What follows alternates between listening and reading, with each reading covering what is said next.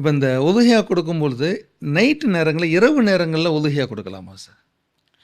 கொடுத்தா கூடும் நம்ம சொன்ன அந்த டயத்தில். எப்போ பெருநாள் அன்று தொழுகை நடந்து முடிந்ததற்கு பிறகு அங்கேயிலிருந்து ரெண்டாவது பிறகு 12 சூரியன் மறைகிற வரை ஹனவி மதப், 13வது பிறை ஷாஃபி மதுஹபுக்கு சூரியன் மறைகிற வரை இந்த டைம் சொன்னோம் அல்லவா, இந்த டயத்துக்குள்ளே இரவுலையும் கொடுக்கலாம். ஆனால் மக்குரு வெறுக்கத்தக்கது, தவிர்க்கணும். நபி சலாசன் தடுத்து இருக்காங்க, இரவு கொடுக்காதீங்க அப்படின்னு சொல்லியிருக்கிறாங்க. பைஹக்கில் பதிவு செய்யப்பட்டிருக்கு. அதாண்டா கூடாது ஹராம்ங்கிற அந்த அடிப்படையில் இல்லை, தவிர்த்தல் நல்லதுங்கிற அடிப்படையில் அதை தடுத்துருக்கிறாங்க. ஏன் அதுக்கும் காரணம் இருக்குது. இரவு நேரங்களில் அறுத்தா அந்த அறுப்புடைய ஒழுங்கு முறைகள் எல்லாம் சரியாக பின்பற்ற முடியாது.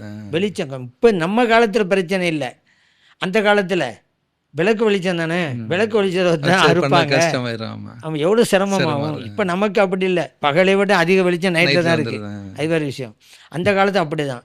அப்போ அறுப்புடைய அந்த முறைகளை எல்லாம் சரியாக பின்பற்ற முடியாதுங்கிறது ஒரு காரணம். இன்னொன்று, இந்த கறியை வாங்குவதற்கு ஏழை எளிய மக்கள்லாம் வருவாங்கல்ல, இரவு நேரத்தில் அதிகம் வரமாட்டாங்க, பகல் நேரங்களில் தான் வருவாங்க. அதனால் இரவை தவிர்க்கிறது நல்லது. இல்லை ஒரு ஆள் இரவு அறுத்தாரு கூடுமா என்றால் கூடும்.